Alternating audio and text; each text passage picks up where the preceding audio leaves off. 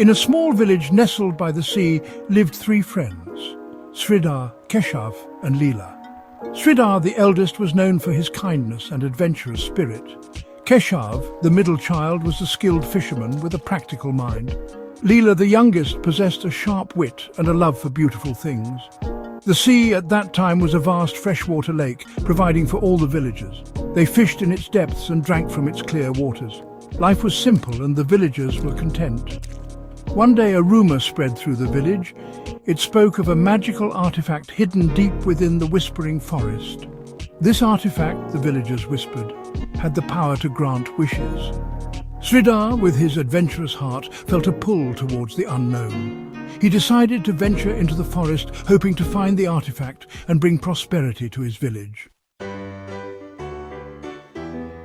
The Whispering Forest was a place of ancient magic, feared by many. Its trees stood tall and imposing, their leaves rustling secrets in the wind. Undeterred, Sridhar journeyed deep into the forest, following the whispers of the wind.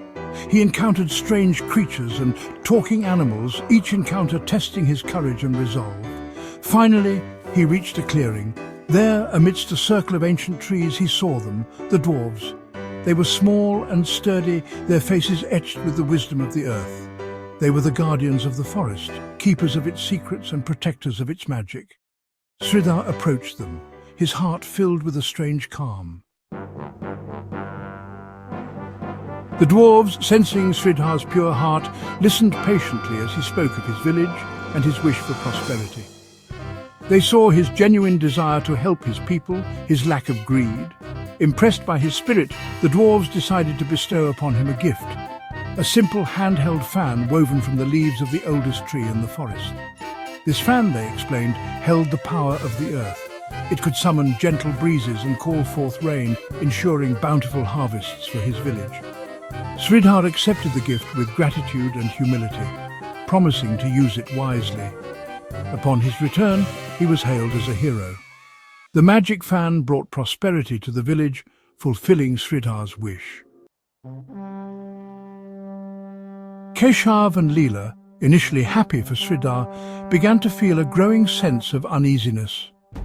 They saw the villagers praising Sridhar, their eyes filled with respect and admiration.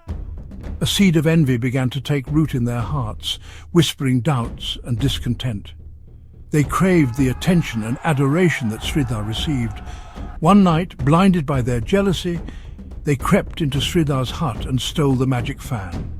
They believed that possessing the fan would bring them the same recognition and praise.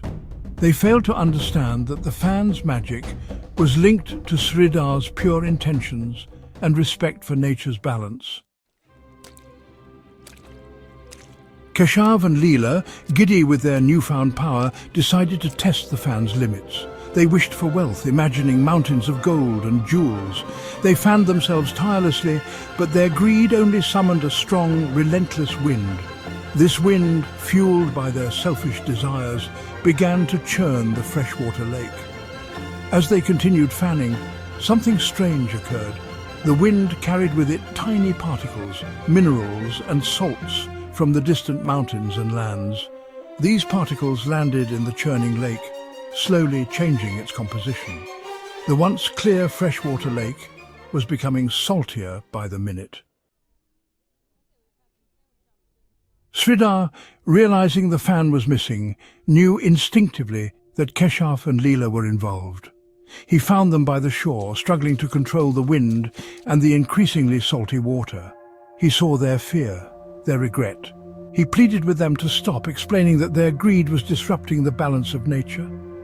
As if responding to Sridhar's plea, dark clouds gathered overhead. Heavy raindrops began to fall, each drop carrying a whisper of wisdom from the ancient earth. The rain spoke of balance and consequence, of respect for the natural order. It spoke of the interconnectedness of all things and the danger of upsetting that delicate balance. Keshav and Leela, humbled and remorseful, finally understood the error of their ways. They saw the chaos they had unleashed, the disruption they had caused. The salty water, now a vast sea, served as a constant reminder of their greed and its consequences. They wept tears of remorse, realizing the damage they had inflicted. The rain continued to fall, washing away their tears and carrying them into the salty sea. The earth, in her infinite wisdom, absorbed their sorrow and regret. The rain subsided, leaving behind a calmer, albeit saltier sea. The storm had passed, but the consequences of their actions remained. Keshav and Leela returned the fan to Sridhar, their heads bowed in shame.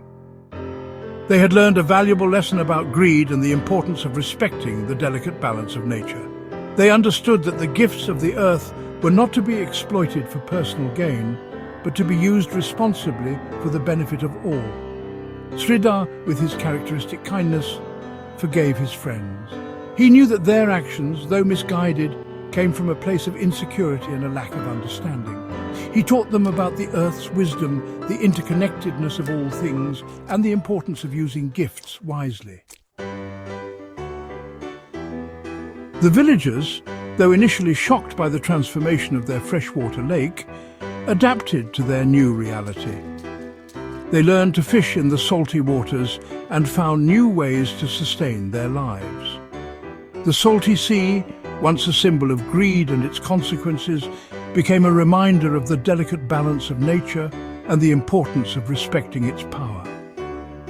And so, the legend of how the sea became salty was passed down through generations.